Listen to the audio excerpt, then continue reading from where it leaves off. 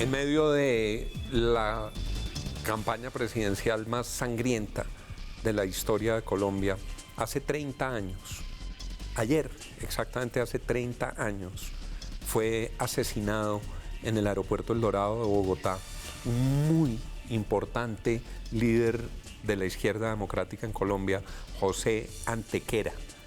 Conversaba en ese momento con Ernesto Samper. No había sido presidente, era senador de la República. Samper quedó gravemente herido, luego se pudo salvar y José Antequera murió en ese atentado.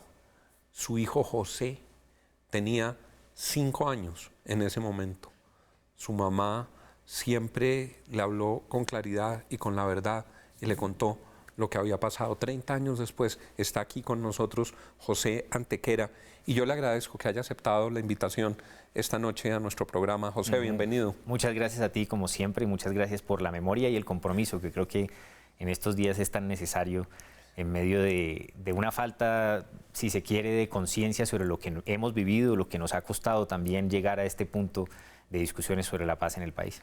Que no se nos olvide, José, por lo que hemos pasado y el costo que ha pagado este país y estos episodios que tristemente parecen en el país a veces no tener fin y en parte es tal vez porque no los procesamos bien, porque el proceso de memoria no es adecuado. ¿Cómo recordar hoy a tu padre, José Antequera? Diría dos cosas. Sobre mi padre como persona, creo que en estos días he reflexionado, ahora que ya tengo también, he superado su edad. Yo tengo 35 años, mi padre lo asesinaron Tenía 34, a los 34. ¿no? Y yo pienso que la primera reflexión que hay es que la gente de ti no va a recordar necesariamente lo que escribiste, las reuniones a las que fuiste, los comentarios brillantes que hiciste, sino básicamente cómo fuiste desde el punto de vista humano, personal. Y creo que en el caso de mi papá, yo siento que el mayor orgullo es tener, digamos, en el caso colombiano, si se quiere, un tipo de personalidad comprometida, digamos, con los valores más importantes de su generación y que de alguna manera son valores importantes aún para nuestra época.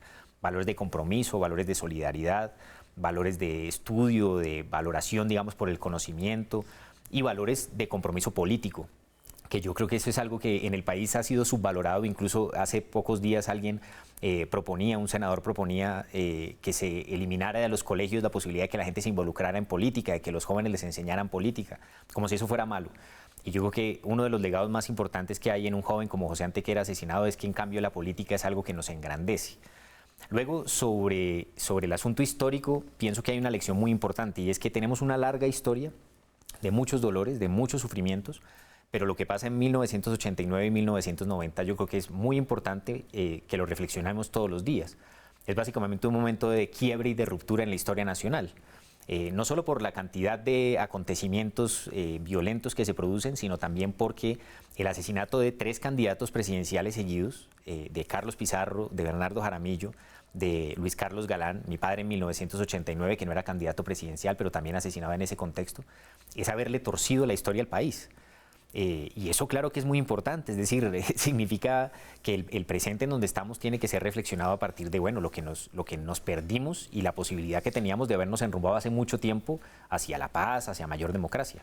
O sea, las investigaciones que aún no concluyen arrojan luces acerca de lo que pudo pasar, como en otros casos, un cóctel tenebroso, una mezcla siniestra entre agentes del Estado y fuerzas paramilitares cercanas con el narcotráfico que se coaligaron para, entre otras cosas, articular el tenebroso genocidio de la Unión Patriótica. Exactamente. Hay una certeza ya acerca de que, por ejemplo, el DAS, el Departamento Administrativo de Seguridad, y lo que eran los organismos de seguridad del Estado en esa época, el F2, el B2, participan de los asesinatos contra líderes contra la Unión Patriótica y que el DAS, que era quien proveía los cuerpos de escolta para los candidatos presidenciales, los políticos dirigentes más reconocidos de la UP y de otros movimientos, resultó involucrado en esos asesinatos. De hecho, esa es precisamente la tesis, por ejemplo, del caso de Luis Carlos Galán, es la misma del caso de, vuelvo y repito, de Bernardo Jaramillo, de Carlos Pizarro. Y eso mismo ocurre en el caso de José Antequera. Y por otro lado, pues inevitablemente está vinculado el paramilitarismo. Hay confesiones incluso de jefes paramilitares que pues, han afirmado que los grupos paramilitares participaron de eso, participaron las escuelas de sicarios, participó incluso Jair Klein. Y esa verdad y esa certeza también creo que es algo que se ha dejado un poco anecdótico, como una violencia así medio de película de acción. Y creo que es absolutamente relevante porque, por ejemplo, hoy en día deberíamos poder conocer los archivos del DAS. Y los archivos del DAS se están perdiendo, muchos de ellos se han perdido. Y bueno, eso es muy grave. Hice un debate muy fuerte cuando le trasladaron a la Dirección Nacional de Inteligencia los archivos del DAS. En ese momento el Archivo Nacional dijo que estaban protegidos, pero se está perdiendo la memoria del DAS. Mire, y se perdieron algunas cosas y se necesita que se conozca para que no repitamos la historia, para que podamos aprender de las lecciones de la historia, José. Yo creo que el archivo más importante y más valioso que hay sobre la historia del conflicto es el archivo del DAS. Y por ejemplo, hay denuncias de periodistas como Claudia Julieta Guduque que han afirmado que ese archivo, partes de ese archivo se han vendido, otras partes se han quemado, otras partes han desaparecido. Eso es muy triste porque además de esas certezas de esos archivos, no solo se trata de procesos judiciales, sino también se trata de que, por ejemplo, la gente joven, las nuevas generaciones puedan conocer la historia que hemos vivido con sus luces y con sus sombras y que no la volvamos a repetir. José, en estos 30 años que han transcurrido desde el asesinato de tu padre, desde tu perspectiva, ¿en qué ha evolucionado favorablemente Colombia? ¿En qué sigue igual y en qué ha retrocedido? Es complejo, podría extenderme mucho en esa respuesta, pero creo que esa foto de cientos de miles de personas movilizándose a partir de la amenaza de que se cayera el proceso de paz después del plebiscito del 2 de octubre es muy sintomática de que algo cambió en la conciencia de los colombianos.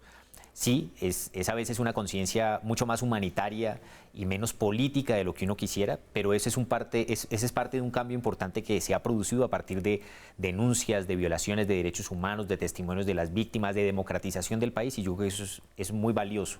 Creo que hay de alguna manera un avance democrático en ese sentido. ¿Y siente uno, José, un avance en toda la institucionalidad de protección de los derechos humanos? De hecho, cuando mataron a tu padre, estábamos todavía bajo el imperio de la Constitución de 1886, no estaba la nueva Carta de Derechos de la Constitución del 91, no estaba la acción de tutela, no estaba la Defensoría del Pueblo, había un sistema mucho más precario de protección de los derechos humanos. Sí, hay avances, pero también hay transformaciones, en el sentido de que también hay muchos hechos que están ocurriendo. Digamos, hay varias cuentas que hablan, por ejemplo, de 500 líderes sociales asesinados desde 2016, que no logran ser protegidos por estas instituciones.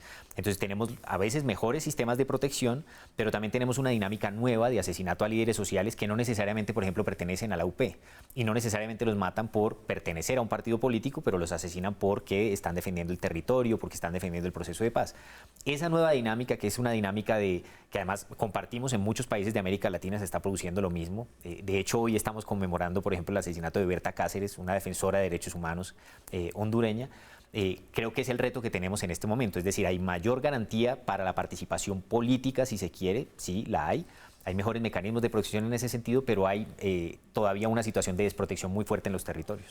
Tu padre fue uno de los más aguerridos luchadores por construir un espacio de izquierda democrática en Colombia, para que las ideas que abrazaban se pudieran defender en democracia, se pudieran defender en la plaza pública, se pudieran defender en las urnas. ¿Cuál es tu valoración hoy de la izquierda democrática en Colombia? Yo creo que ese legado que no solo representa a mi padre, sino que representa una buena parte de su generación, que creyó, proyectó, de alguna manera prefiguró el tipo de izquierda democrática que hoy también muchas personas queremos, tiene que ser rescatado en toda su profundidad.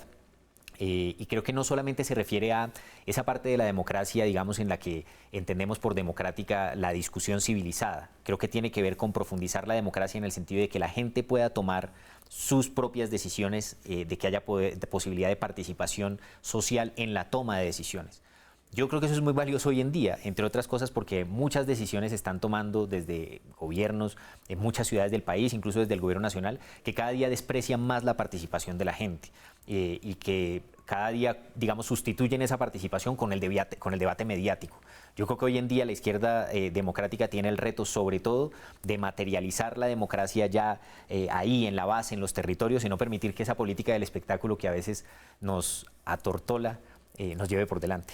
Lo que algún teórico español llamaba, José, la democracia cotidiana, que no es la democracia así, que se agote simplemente en una jornada electoral, sino esa que se construye a partir del ejercicio diario, cotidiano, de expresar ideas, compartirlas, buscar construir consensos y calibrar la opinión ciudadana. Exactamente así, y además creo que eso es algo que tenemos que lograr que no solamente hagan las personas militantes, y mucho menos solamente las militantes de izquierda. Tenemos que lograr que cualquier vecino o vecina de barrio en este país se sienta involucrado y conozca cuáles son las decisiones sobre su cuadra, sobre su seguridad, sobre el manejo de su ambiente, sobre la gestión de la energía.